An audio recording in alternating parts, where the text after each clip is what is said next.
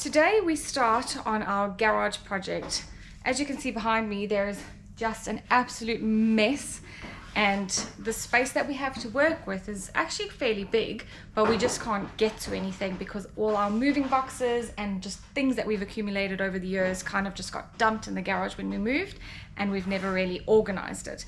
So recently we bought ourselves a miter saw and a couple of planks, and what we plan to do is build a sort of mezzanine on this side of the workshop, and then we will store all camping gear and anything that we don't really use on a very regular basis off the floor, giving us quite a bit of workshop space to use. So we're kind of just winging it a little bit today. We do have some sort of plan, so we're going to jump straight in and get started. This is a long ass plank. I'm scared. Why is it not working?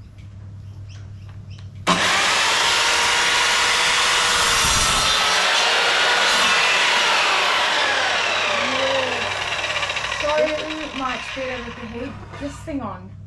I wasn't even as nearly as scared. Made a beautiful cut too. Oh my gosh, that was pretty fun. So that was the first time I've ever used the miter saw, I guess, without doing a proper little test cut. And I got safety earmuffs, and what a difference they made. You have to wear them anyway. This machine's extremely loud, but it took some of that fear away, I think, just because the noise is so overwhelming. So we're going to keep cracking on. It made a beautiful clean cut. The machine does come with a laser, which is obviously super helpful. So yeah, let's keep going.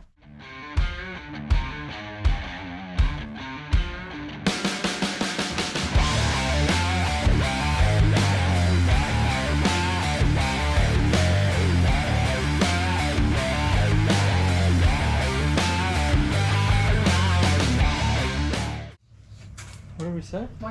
296. No? 296. Was it 296? So 196, 176 and 296. Yeah. What are the chances? Do you want me to double check? What, do you want to measure that one? Yeah, let's double check. There's no harm in, I don't want to cut it. We don't have any more. there's no harm in double checking.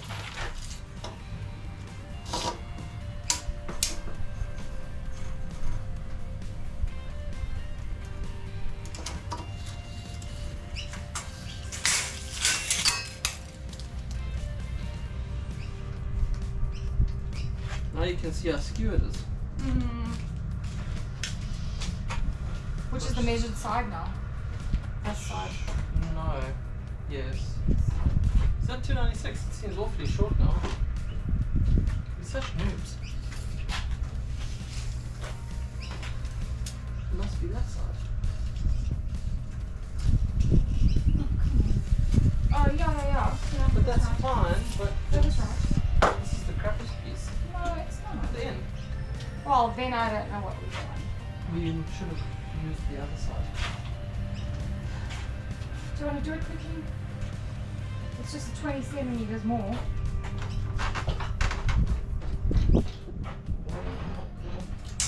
Just flatten it. It is. Wasn't. Thanks. Oh, I thought it was like 20 centimeters. Jeez, I can't count. I was thinking 196, not 296. As these planks are in bad shape, I needed to sand them down a fair bit before I could actually apply the stain.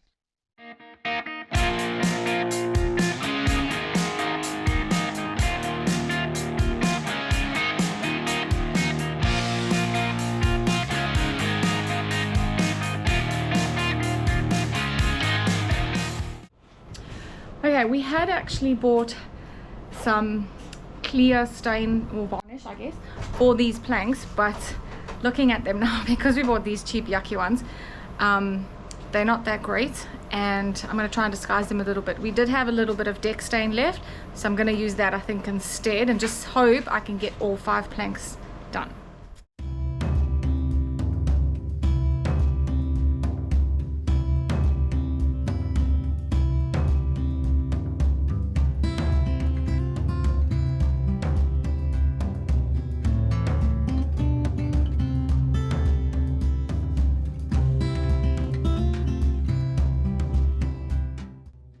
While my paint job's not the best, I did think that the colour actually came out really nicely, so in the end I'm really happy that I had to stain these planks.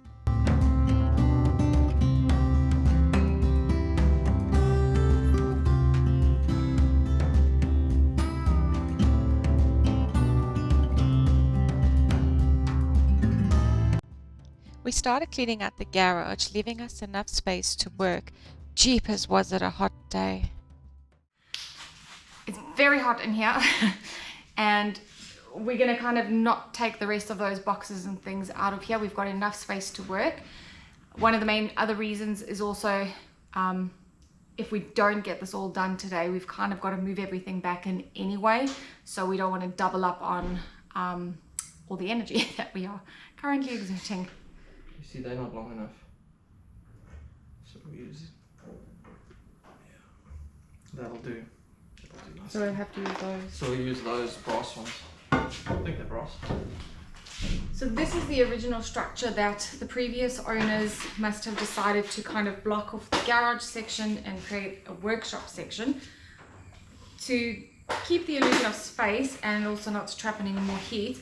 We're not going to put any sheeting up or anything like that. We're going to keep it airy and open. And then Sven has sort of come up with the idea of just attaching a support beam going across these original I guess frames. I did stain these original frames just to try and match the stain that I used on the horrible timber that we managed to buy. Another quick reason why we are putting a rush job on this is because we only have this one little shelf that kind of came with the place. It's falling apart. It's way too small. And we've bought a new shelf that we'd like to set up, see how it goes, and then obviously get some more. Sven went ahead and measured up where he needed to attach the support beam to the existing frame structure.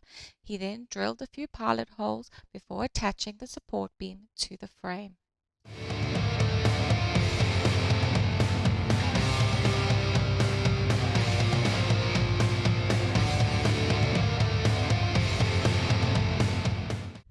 The problem is these are all bent and you can actually see the curve now. Look how curvy that piece is. And if we put it the other way, Oh, you go on the ladder. curvy in a different direction. Curve the other way. Oof. Oof. This is a very bent piece. Oh, look, our measurement's correct though. Yeah, which is a good thing. We did something right. Let's get the other pieces and see if there's a straighter one to put in the front.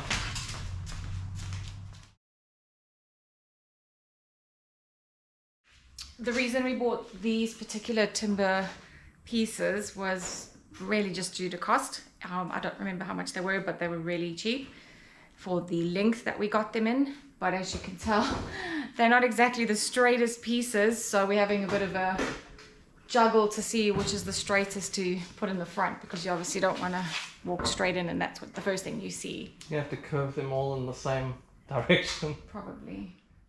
Once we had all our cross beams in place, Sven went around securing them in. On the shed side, Sven placed some wooden planks in the steel frame that he attached the beams to.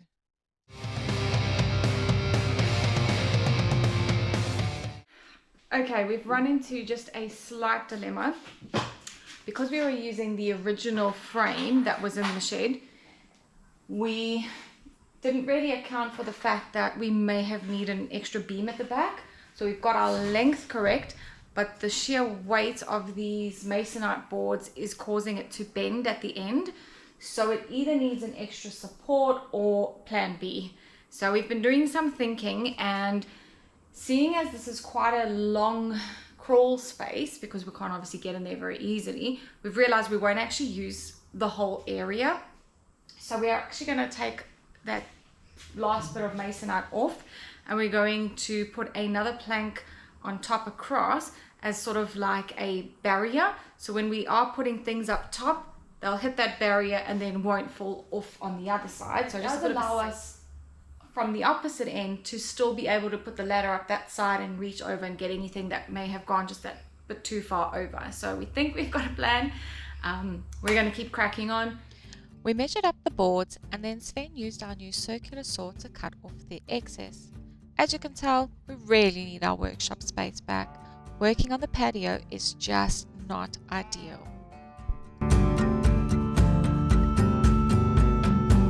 This project has come to an end. It is terribly bent and has lots of character. We have not quite finished the workshop space yet, so stay tuned. As always, thanks for watching. Like and subscribe for more projects and updates.